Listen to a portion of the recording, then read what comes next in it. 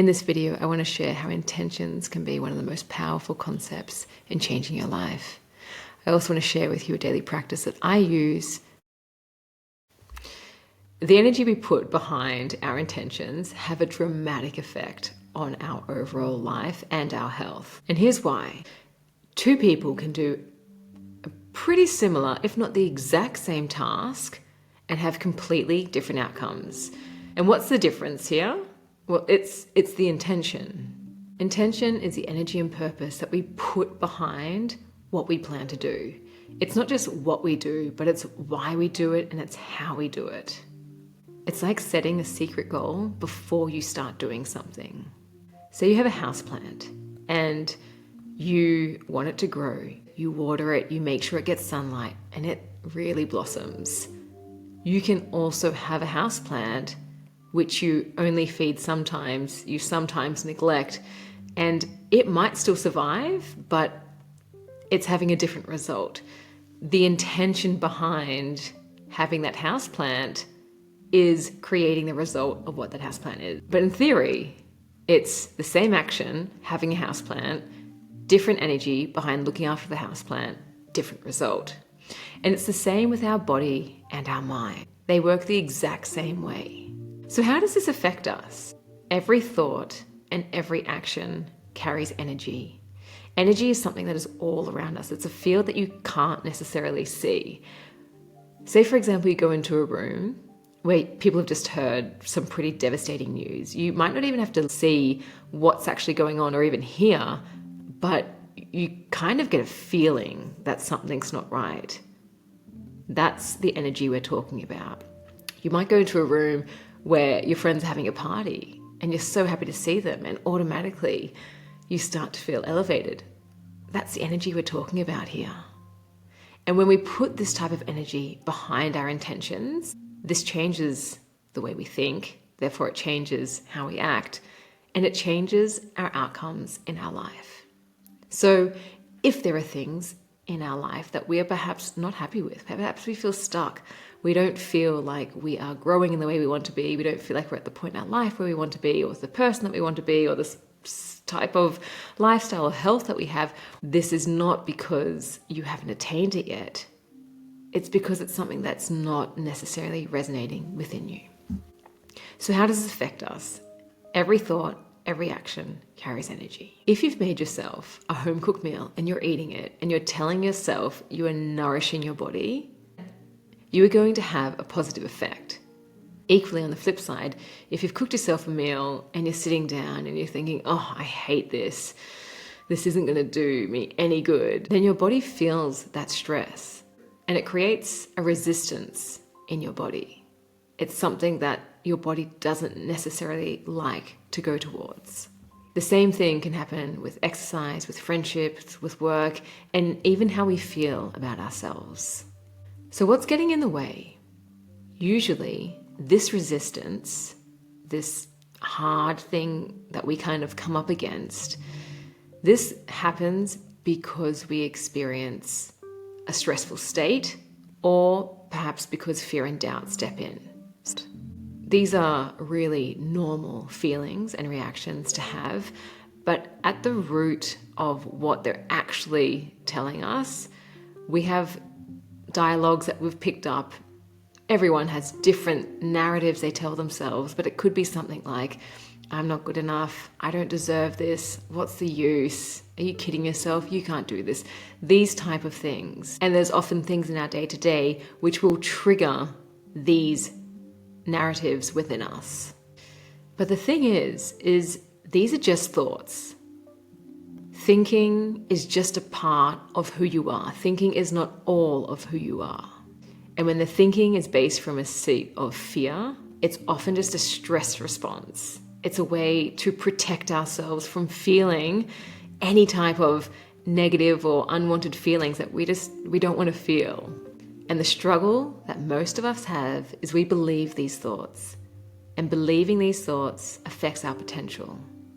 Believing our thoughts, especially when they're coming from a negative or a stressful place, from a fear, fight, or flight response, they're going to block our potential. that resistance is there. It's not going to be easy. So how can we use intentions to help ourselves? Well, first we need to think about the thoughts we're having. Anytime you start a sentence with I want, I need, I have to, these sentences, just ask yourself, are these coming from a place of fear and doubt and worry? Or are they coming from a place of kind of contentness, calmness and happiness? Just have a feeling. Because these thoughts that we have, these will be the energy behind the intentions that we make. So it's important to be aware, because our intentions and the energy we have behind these intentions, these will create the thoughts that we have. Our thoughts create the actions that we do, and our actions are going to create our reality. So if your outer world, if your reality is not the way that you want it to be, then take the journey inwards and just have a feel around. Is your inner world even aligned with what you want your outer world to be? That's called the mirror of reality, and that's a powerful concept which can radically transform your life once you kind of understand it and practice it.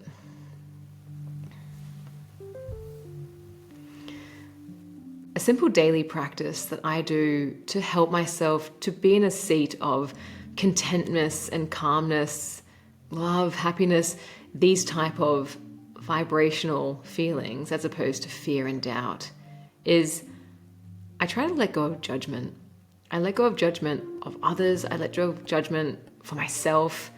And this creates a real calm, an internal calm. Judgment creates stress in the body and mind, whether it's against you or judgment against others. And judgment's a really hard one to work with because it comes from a seat of wanting to protect yourself, blaming others, and it creates that resistance within ourselves. Judgment is a lower vibrational feeling. So when we are judging others, when we're judging ourselves from within, we already start to have this lower vibrational frequency. And then when we go about our day, that energy into our intentions, into our actions, creates our reality. So just by letting go of judgment can have this profound change. The daily practice that I do is I try to release judgment. Whenever I feel myself judging others or judging myself, I just pick myself up. Oh, hey, that was a judgment. Let it go. And it's really difficult because we want to judge others. I'm right, they're wrong. I do it this way, they're doing it differently. There are so many reasons to judge, but when we can let that go, an inner calm comes into our life, into our inner being.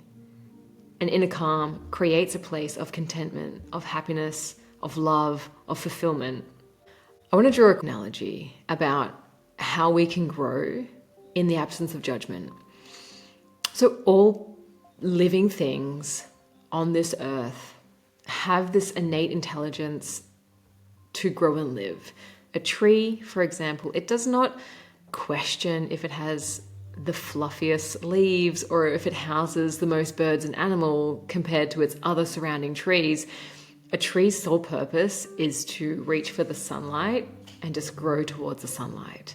And by doing that, it does have nice healthy leaves and it does attract a lot of birds because it grows quite big, but it doesn't spend its time judging itself or judging others to do so.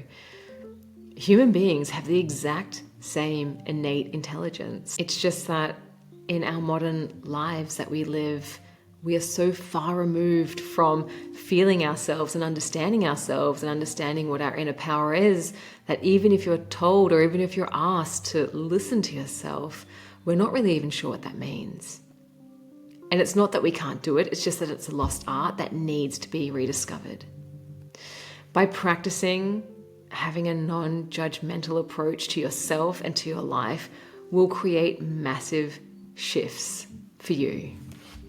Inner calm and inner ease and inner happiness will create an energy, and with these intentions will create our thoughts that create our actions, which create our reality. So the question is, do we want calmness or do we want turbulence? And if calmness, to be able to have the outcome that whatever it is that you want, then let's start with reducing judgment. Try it for 1 day, try it for 3 days, try it for a week. See how long you can go. Because when we set intentions from a place of calm, from a place of collectedness, from trust, your energy shifts. And when our inner world shifts, our outer world starts to reflect that back to us. And when you start to have this inner calmness, your body will start to thrive. This is its innate intelligence. This is what a tree is doing. Your body does not want to be in pain and suffer. It's what it knows, and it protects itself because of that. But when it's put in a place of inner peace, you'll find your inner healer. You'll find the ways in which you can feel abundant, full of love, and have everything that you need in your life.